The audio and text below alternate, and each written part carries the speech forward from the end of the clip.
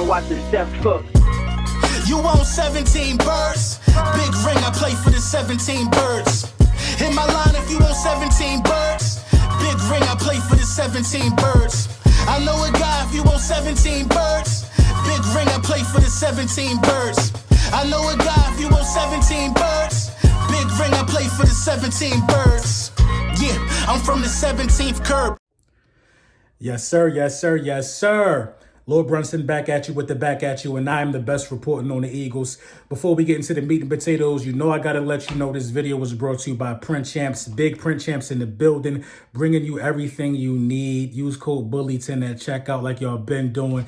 Get them savings. You know what it is with that. So, you know, I'm just going OG style with the phone in the studio. I'm still working out the kinks, you know, with some of the new equipment I got playing around with that. Cameras and things of that nature to make sure I give you guys the best quality content for 2024, stepping my game up. That's what we supposed to do as content creators. So let's get into some Eagles news, man.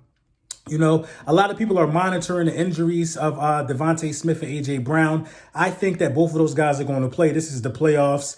You know, A.J. was taken out of the game. He probably could have still went. Who knows? I don't know the severity of that injury, but he was taken out of that game last week against the New York Giants for precautionary reasons, because at the end of the day, we are in the postseason. Smitty already had the week off. I expect those guys to be full steam ahead, full tilt, you know what I mean, and ready to go. But the big one that I'm super excited about is Big Play Slay returning. You know, he went on his podcast today and said, I am back. You don't have to ask me. You don't have to DM me. I am back for the postseason. And we all knew this, man. Like I said, it's the playoffs. Guys are going to give it their best shot. You know what I mean? Because we're out here chasing something at the end of the day. You know, and with that being said, man, the defense ain't looked the same since Slay been out. You know, we ain't been no world beaters on the defensive side of the ball this year, but we were noticeably bad without Slay, you know what I mean, in the building. So I'm happy to have Slay back, happy to have our, you know, all-star wide receivers back in the fold as well. Lane Johnson is feeling it. Lane Johnson is letting people know that the year of the underdog is back.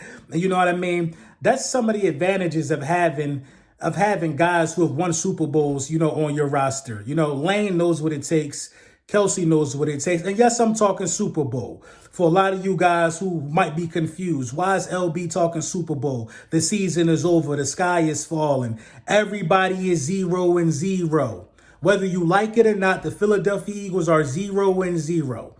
I know you all got a good laugh at how the last 6 weeks went for the Philadelphia Eagles, but Vegas say we ain't underdogs on the road. Vegas calling us favorites.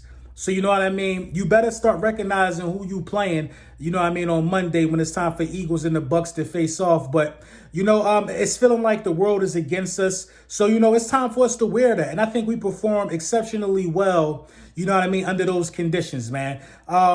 You know, Chris Long says something on the lines of, you know, he's glad that we're on the road against the Tampa Bay Buccaneers. You know, I feel the same way. You know, Chris Long says something on the lines of this, that, you know, it's a lot of pressure playing in Philly in the link. It's a lot of pressure, man. That first 3 and out, or that first bad possession, or that first drive when you get scored on, this team might crumble.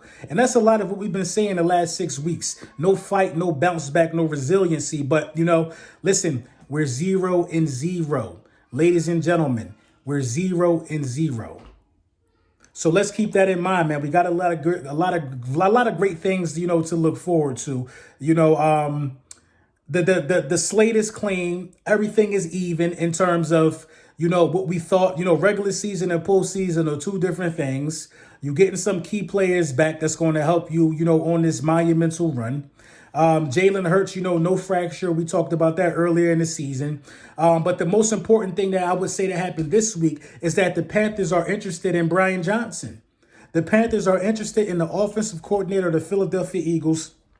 And, you know, to be fair, I got to say, what tape did they watch that make them interested? For a head coaching job at that. But I'm not going to complain about it. You know what I'm saying? This is what happens, man. Offensive coordinators get elevated. You know, I think the Philadelphia Eagles would be looking to mutually part ways. And, you know, I think it's a genius move, because if we can give, you know, the Panthers don't have a coach. So if we can sell Brian Johnson to the Panthers, you know what I mean? Brian Johnson gets a promotion. We get to go find our guy. You know what I mean? It's a win-win for the Philadelphia Eagles, man. You know, I wish Brian Johnson all the best, but Brian Johnson has shown me that he don't got what it takes to, control the type of the type of players that we have on this roster in terms of getting them in their spots to excel. We need somebody that's seasoned and somebody that understands how to coach all-stars, how to coach all pros and things of that nature. So, I wish Brian Johnson all the best. But, I think this is Brian Johnson's last year. We already know we're in the market for a defensive coordinator. A lot of people have been throwing around Wink Martindale. The Giants did him crazy, gave him the game ball for beating Philadelphia in the pointless game. And then they gave him his walking papers 24 hours later.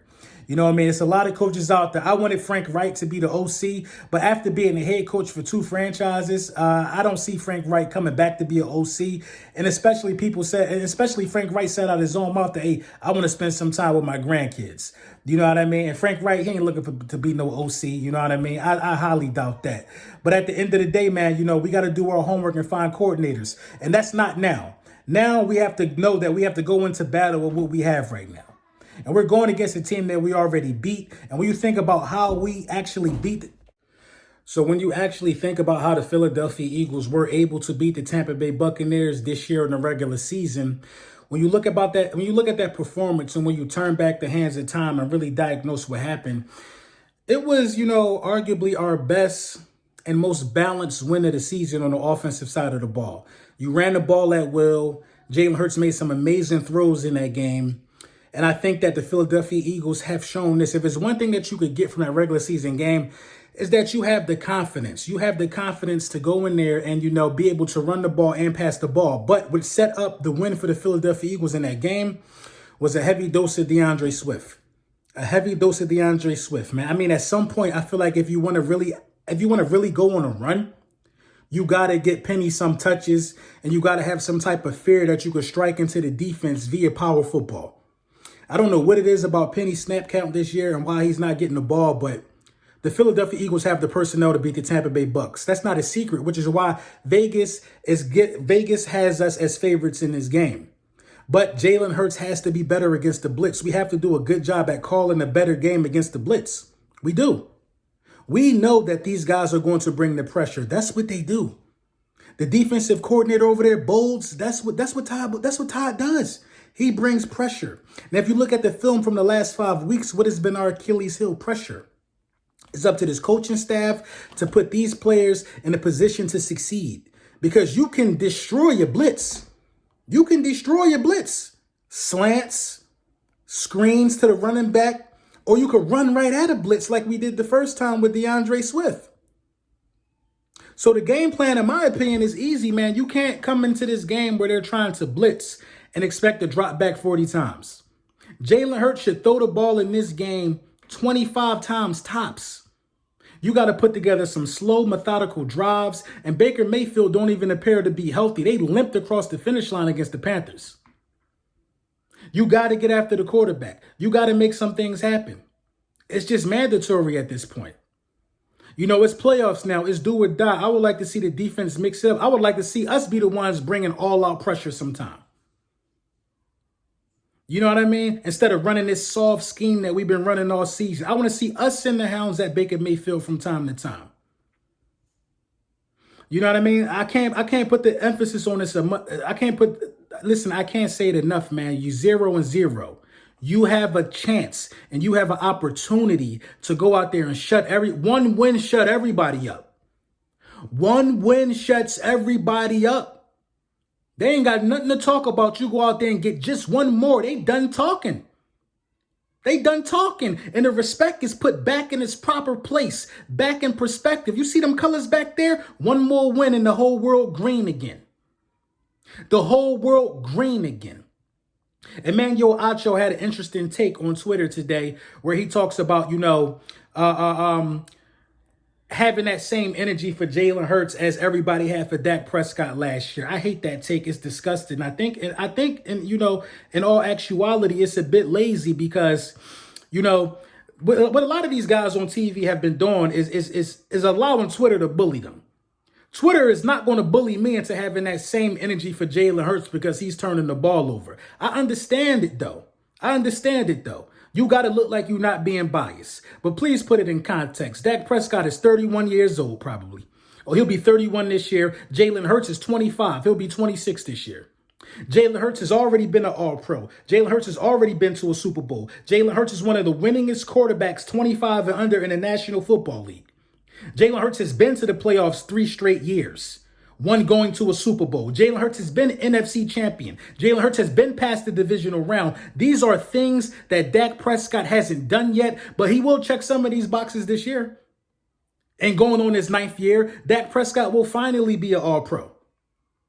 And going in his 9th year, Dak Prescott will finally finish top 2 in MVP voting. We don't know if he's going to get to a championship game, though. Going in his 9th year, Dak Prescott will finally go to the postseason 3 years in a row.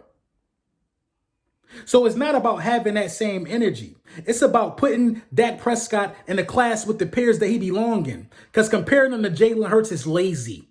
You should be talking about Dak Prescott with Matthew Stafford, Kirk Cousins. You know what I mean? The seasoned veterans of the NFL, because Dak is going on his 2nd contract.